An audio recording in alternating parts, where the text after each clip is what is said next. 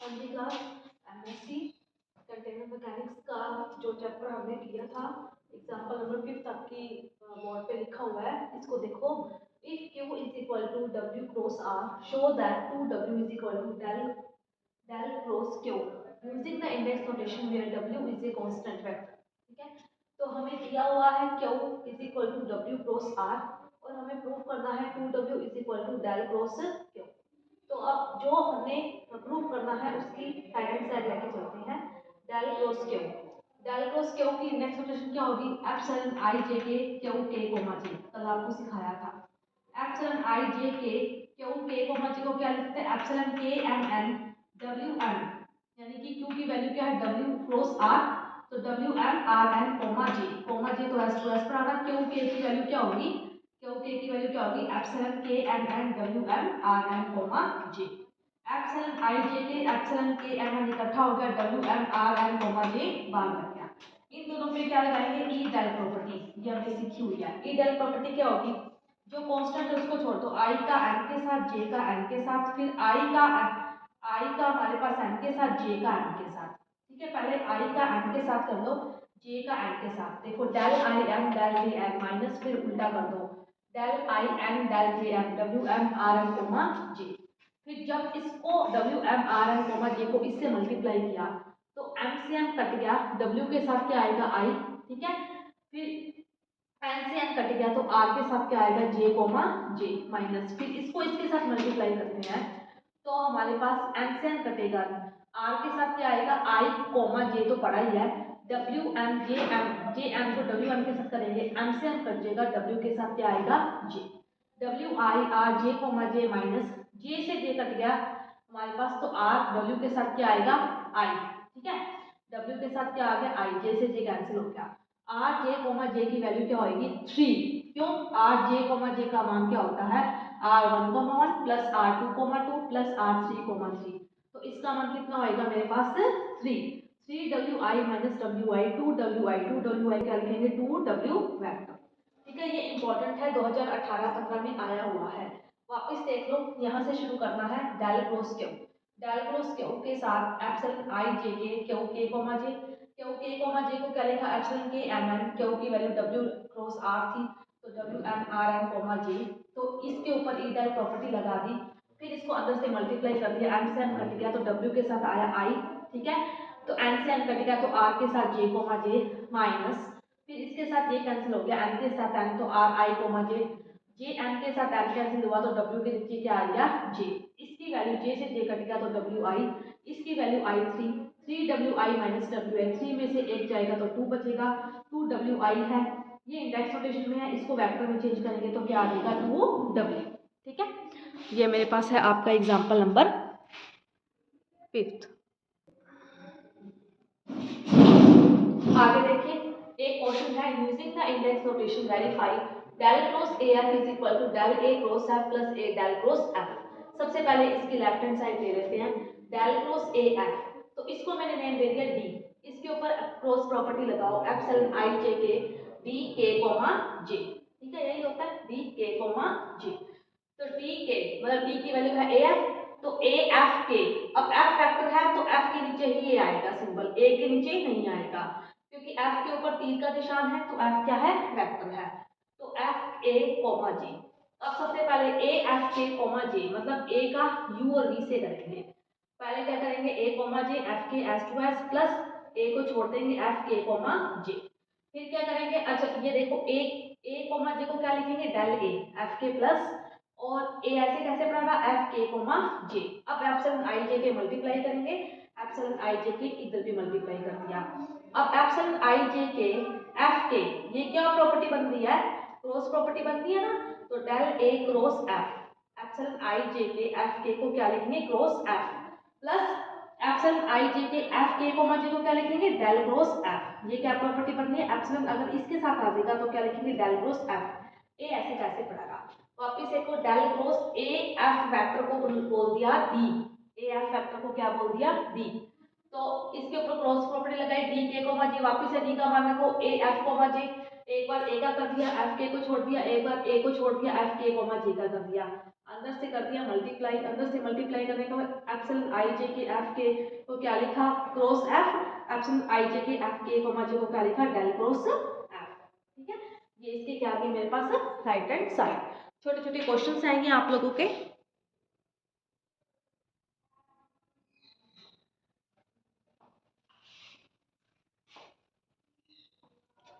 B part इसका देखिए, del cross del A.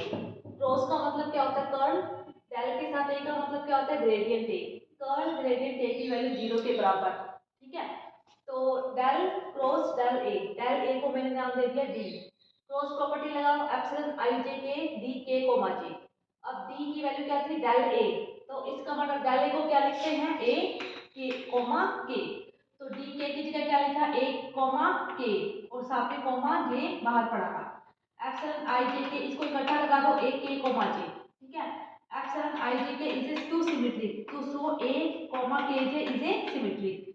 Epsilon I J के को लिखा हाफ एप्सिलॉन आई जे के ए कोमा के जे plus half epsilon I J के ए कोमा के जे।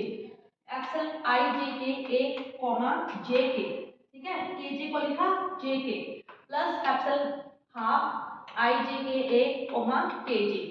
ठीक है, फिर इसके बाद इसको चेंज करेंगे, जे के को के जे में चेंज करेंगे, तो यहाँ पे क्या आ जाएगा माइनस, प्लस से माइनस वाला कट गया तो आंसर क्या आ गया 0। समझना क्या है, डेल कर्ल को लिखा डेल क्रॉस, ग्रेडियंट को लिखा डेल ए। डेल ए का मतलब क्या होता है ए कोमा के, तो इसको नाम दे दिया डी। क्रॉस प्रॉपर्टी लगाई, डी के की जगह लिखा ए कोमा के कोमा जे, इन दोनों को इकट्ठा लिख दिया। फिर एप्सिलॉन आई जे के इज ए स्क्यू सिमेट्रिक है, सो ए कॉमा के जे इज ए सिमेट्रिक, इनको तोड़ के लिखा, ए की प्रॉपर्टी चेंज कर दी। ठीक है, और हमने इसको मतलब कि एक प्लस से एक माइनस काट दिया, इसका आंसर आ गया 0। सी पार्ट देखो, del dot del cross F, यहाँ पे क्रॉस था, यहाँ पे डॉट है, अंदर एफ है, तो डॉट का मतलब क्या होता है डाइवर्जन और क्रॉस का मतलब क्या होता है कर्ल, यानी divergence curl F is equal to 0। Del dot del cross F is equal to 0। इसकी हम एक साइड लेके चलते हैं left hand side. Del cross F को लिखा सी, तो इसका मतलब क्या होता है सी आई कोमा आई, डॉट का मतलब क्या हो गया आई कोमा आई। ठीक है, ओनली डॉट ना होता डेल सी होता तो सी कोमा आई लिखते, लेकिन अब इसमें क्या है डेल डॉट सी, तो सी आई कोमा आई। सी आई कोमा आई को प्रॉपर्टी लगाओ यहाँ पे, एप्सिलॉन आई जे के, सी आई पे प्रॉपर्टी लगाओ सबसे पहले, सी आई पे प्रॉपर्टी लगाएंगे तो एप्सिलॉन आई जे के, सी का मतलब क्या बोला था मैंने डेल क्रॉस एफ, तो क्रॉस की प्रॉपर्टी लगाएंगे ना इसके ऊपर, तो क्या लिखेंगे एफ के कोमा जे, आई तो बाहर पड़ा रहा, epsilon I J K F, इसको इकट्ठा कर लो के कोमा जे आई। ठीक है, again epsilon I J K F K comma जे आई, इनको तोड़ के लिख दिया हाफ हाफ। अब इसमें इंडेक्स नोटेशन चेंज की है, आई की जगह जे किया है, जे की जगह आई कर दिया, इसको एज टू एज लिखा है। फिर इसको जब हम चेंज करेंगे वापस तो यहाँ पे क्या आ जाएगा माइनस, आई जे और जी आई ये सेम लिख दिए दोबारा, लेकिन जब इसको चेंज किया तो बाहर क्या आएगा माइनस, प्लस से माइनस वाला कट गया तो आंसर क्या आ गया मेरे पास 0। वापिस से देखो, डॉट है तो क्या आएगा डाइवर्सन, और ये क्रॉस वाला पता है आपको क्या होता है कर्ल, अगर यहाँ पे डॉट ना आता तो क्या आता gradient. Divergence dot divergence curl F is equal to 0। Del dot del cross F, del cross F को लिखा सी, डेल डॉट सी को क्या लिखा सी आई कोमा आई, डेल सी होता तो ओनली क्या लेते सी कोमा आई, लेकिन डेल डॉट सी है तो सी आई कोमा आई, सी आई कोमा आई, सी आई पे प्रॉपर्टी लगाओ एप्सिलॉन आई जे के, सी की वैल्यू क्या थी एफ के कोमा जे कोमा आई, इसको इकट्ठा कर दिया और इसकी वैल्यू क्या आ गई 0 के बराबर। ठीक है,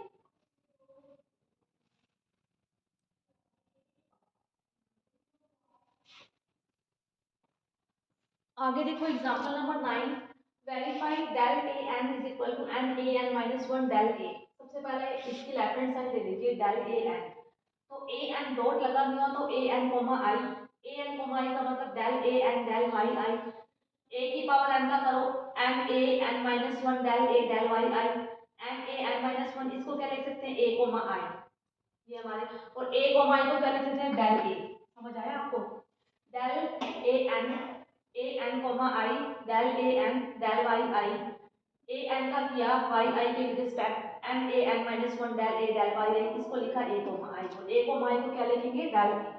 B part del R is equal to R divide by R, ये ऊपर वेक्टर है नीचे सिंपल आर है। तो वेक्टर आर की वैल्यू क्या होगी, y1 e1 plus y2 e2 plus y3 e3। ये e1 e2 e3 क्या है, i k कैप है। तो r मॉडुलस ऑफ r निकालेंगे तो y1 square plus y2 square plus y3 square. आपको पता है मॉडुलस क्या होता है ना, दिशाएं को छोड़नी है, e1 e2 e3 नहीं आएंगे, ओनली y1 y2 y3 ये कंपोनेंट्स आते हैं। फिर डेल r ये वैल्यू निकालनी है, तो डेल r की वैल्यू क्या होगी मेरे पास, e1, ये देखिए e1 del r del y1, ये देखिए यहाँ पे डेल r की वैल्यू क्या होगी, r की value y1 e1 plus e2 y2 है, तो e1 del r del y1 plus e2 del r del y2 plus e3 del r del y3। ठीक है, यही होगी, y1 के विद रिस्पेक्ट कर दिया, फिर y2 के विद रिस्पेक्ट कर दिया, फिर y3 के विद रिस्पेक्ट कर दिया। ठीक है, फिर इसके बाद डेल r डेल y1 की वैल्यू क्या होगी, सबसे पहले ये r है और इसको हम r भी लिखते हैं, मॉडुलस ऑफ r को क्या लिखते हैं, r। इसका y1 के विद रिस्पेक्ट पार्शियल डिफरेंशिएशन करेंगे तो रूट y का होगा 1 अपॉन में 2 y1 square plus y2 square plus y3 square. y1 square का होगा 2y1, 2 से 2 कट गया, नीचे क्या आएगा y1 और इधर क्या आएगा y1 square plus y2 square plus y3 square. इस तरीके से ही हम डेल r अपॉन में डेल y2, इस तरीके से हम डेल r अपॉन में डेल y3 की वैल्यू निकालेंगे। यहाँ पे पुट कर देंगे e1 डेल r अपॉन में डेल y1 क्या निकाला है, y1 square plus y2 square plus y3 square plus e2 y1 square plus y2 square plus y3 square plus e3 y1 square plus y2 square plus y3 square. ठीक है, अब इकट्ठा कर लीजिए, सबका एलसीएम सेम है, तो e1 y1 plus e2 y2 plus e3 y3, नीचे y1 square plus y2 square plus y3 square, ये क्या है फैक्टर r, और ये क्या है मॉडुलस ऑफ r यानी कि सिंपल r। समझ आया आपको, डेल r लेना है, r का करेंगे तो हम हमारे पास क्या आएगा e1 del r del y1, r का पहले y1 के विद रिस्पेक्ट कर दिया, फिर r का y2 के विद रिस्पेक्ट कर दिया, फिर r का y3 के विद रिस्पेक्ट कर दिया। डेल r अपॉन में डेल y1 की वैल्यू निकाली, डेल r अपॉन में डेल y2 की वैल्यू निकाली, डेल r अपॉन में डेल y3 की वैल्यू निकाली। ठीक है, इसके बाद इसकी वैल्यूज उसमें रख दी और हमारे पास आंसर आ जाएगा।